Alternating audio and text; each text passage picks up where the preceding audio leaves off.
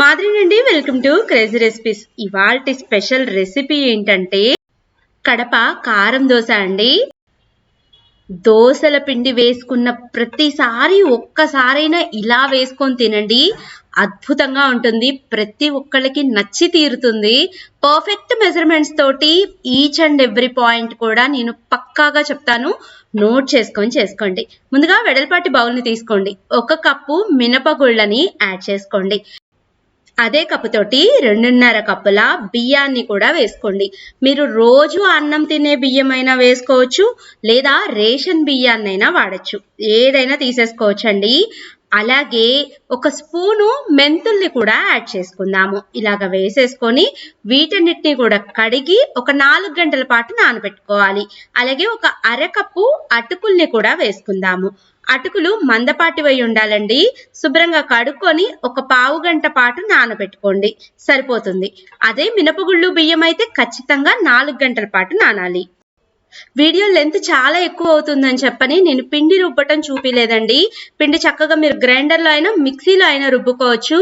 కానీ ఖచ్చితంగా ఒక 8 గంటల పాటు ఈ పిండిని పులియబెట్టుకోవాలండి. అప్పుడే మనకి దోశలు అనేవి చాలా టేస్టీగా ఉంటాయి. నాకు పిండి రుబ్బిన తర్వాత అరగిన్నెకి పిండి వచ్చింది.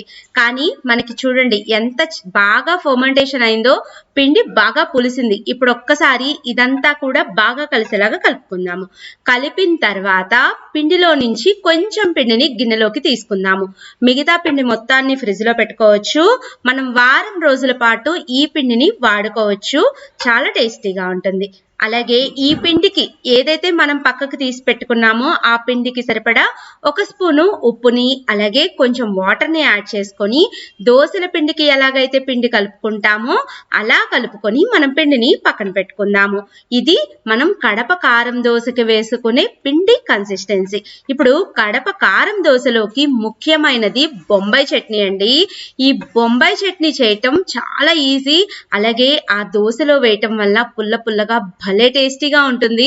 ముందుగా బాండీని పెట్టుకోండి. బాండీలోకి 1-2 స్పూన్ల నూనెని యాడ్ చేసుకోండి. నూనె వేడైన తర్వాత ఆవాలు, జీలకర్ర, అలాగే మినప్పప్పుని వేయండి. ఇవన్నీ కూడా కొంచెం సేపు వేగేలాగా చూసుకోవాలి. ఇలా వేగిన తర్వాత 2 రెమ్మల కరివేపాకును కూడా వేసుకోండి. ఇప్పుడు మనకి బొంబాయి చట్నీలో కావాల్సింది ఏంటో చెప్తాను. వెడల్పాటి గిన్నెను తీసుకోండి. ఇక్కడ నేను 2 రెమ్మల చింతపండుని వేడి నీళ్ళల్లో తడిపెట్టేస్తున్నాను. వేడి నీళ్ళల్లో తడిపెట్టడం వల్ల చింతపండు చాలా తొందరగా నానిపోతుంది. మరీ వేడిగా కాదండి, గోరువెచ్చగా తీసుకోండి, మనం చేతులతోటి పట్టుకోవటానికి వీలుగా ఉండేటట్లు. ఇలాగా చింతపండు మొత్తాన్ని కూడా మనం రసాన్ని తీసేసుకుందాము. పండులో నుంచి ఎక్స్ట్రాగా ఉన్న పిప్పి మొత్తాన్ని కూడా తీసేద్దాము. ఇలా పిప్పి తీసేసిన తర్వాత దీంట్లోకి 3 స్పూన్ల శనగపిండిని యాడ్ చేయాలి. బొంబాయి చట్నీ మనకి దోశలోకే కాదండి, మనం దోశలోకి నలుచుకొని చట్నీలా తినడానికి కూడా బాగుంటుంది. ఇడ్లీలో కూడా చాలా టేస్టీగా ఉంటుంది. ఈ శనగపిండి చింతపండు నీళ్ళల్లోకి ఉండలు లేకుండా బాగా కలిసేలాగా కలుపుకుందాము. చూడండి, మొత్తం అంతా కూడా కలిసిపోయింది కదా. మనకి నీళ్ల కన్సిస్టెన్సీ ఈ విధంగా పల్చగానే ఉండాలి. ఈలోపు మనం ఇదంతా కలుపుకునే లోపు మనకి పోపు కూడా బాగా వేగిపోయి ఉంటుంది.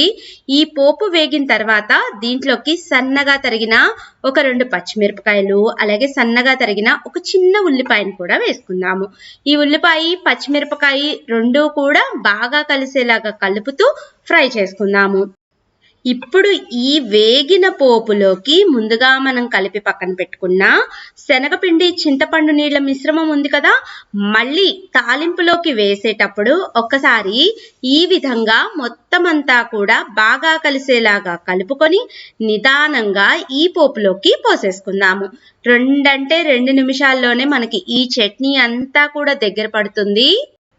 చూడండి, ఈ విధంగా మనం సన్నటి సెగ మీద ఈ చట్నీని ఉడకపెడితే రుచి అనేది చాలా బాగా వస్తుంది. రెసిపీ మొత్తానికి సరిపడా 1 స్పూన్ ఉప్పును యాడ్ చేసుకుందాము. అలాగే మంచి కలర్ కోసం చిటికెడు పసుపును కూడా వేసుకుందాము. ఈ విధంగా వేసుకొని మొత్తం అంతా కూడా వీడియోలో చూపిస్తున్నట్టుగా దగ్గరికి వచ్చేదాకా ఉడకనిద్దాము. చూసారా, చట్నీ ఈ విధంగా ఉండాలి.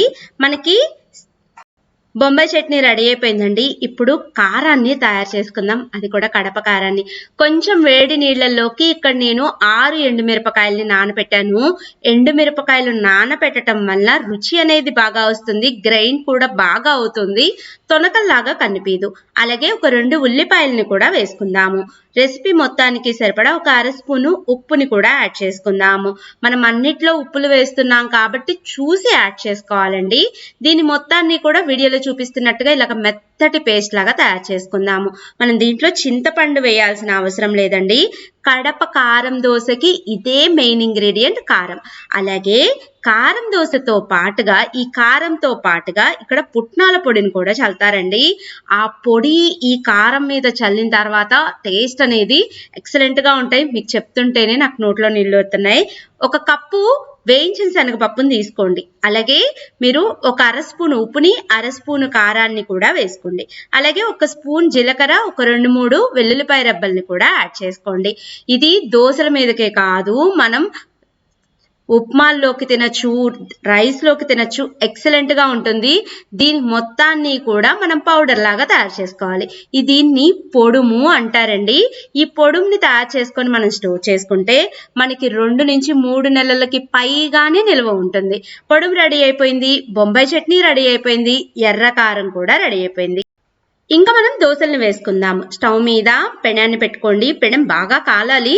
కాలిన తర్వాత మాత్రమే వీడియోలో చూపిస్తున్నట్టుగా ఎంతైతే పల్చగా వీలవుతుందో దోశ పెనం మీద వేసి అంత పల్చగా మనం స్ప్రెడ్ చేయాలి. ఇలా స్ప్రెడ్ చేసిన తర్వాత ముందుగా మనం తయారు చేసుకున్న ఎర్రకారం, ఈ ఎర్రకారాన్ని వేద్దాము. తర్వాత 1 స్పూను బొంబాయి చట్నీని కూడా దీంట్లోకి యాడ్ చేసుకోవాలి. బొంబాయి చట్నీ కూడా తయారు చేసుకున్నాం కదా, దాన్ని కూడా వేసుకుందాము. కొంచెం ఆయిల్ని ఈ చట్నీల మీద అలాగే దోశ చుట్టూతా కూడా మనం స్ప్రెడ్ చేద్దాము. చూడండి, వీడియోలో చూపిస్తున్నట్టుగా నాకు తెలిసి మీ అందరికీ కూడా నోట్లో నీళ్ళు ఊరుతున్నాయి కదా. ఒక్కసారి ఈ విధంగా ట్రై చేసి మీ ఇంట్లో వాళ్ళకి తినిపించండి, ఎంతో ఇష్టంగా తింటారు.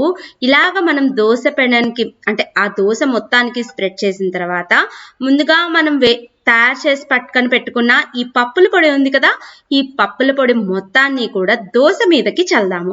మీకు ఇంకో విషయం చెప్పనా అండి, ఈ పప్పుల పొడిని ఉత్త దోశ మీదకి చల్లుకొని తిన్నా పొడుం దోశ సూపర్ ఉంటుందండి.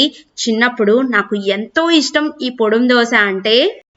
చూడండి, వీడియోలో చూపిస్తున్నట్టుగా ఒక వైపు మంచి గోల్డెన్ కలర్ లోకి కాలిన తర్వాత ఈ దోశని మనం మధ్యలోకి మడత పెట్టి సర్వ్ చేసేసుకోవటమేనండి. ఈ దోశని రెండో వైపు అస్సలకి కాల్చకూడదు, టేస్ట్ అస్సలకి బాగోదు. ఇలాగ మనం పల్చగా పిండిని వేసుకుంటాం కాబట్టి చాలా టేస్టీగా వస్తాయి. చూడండి ఎంత క్రిస్పీగా వచ్చిందో దోశ, అంచులు చూస్తేనే మీకు అర్థమైపోతూ ఉండాలి. ఇలాగా మనం మధ్యలోకి మడత పెట్టి సర్వింగ్ ప్లేట్లోకి సర్వ్ చేసేసుకుందాము. కడప కారం దోశ మీకు కూడా నచ్చిందా? అయితే చట్నీతో పాటు, కారంతో పాటు, బొంబాయి చట్నీతో పాటు ఈ రెసిపీని ఎంజాయ్ చేయొచ్చు.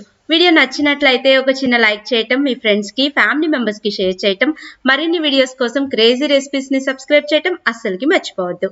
Thank you, bye bye.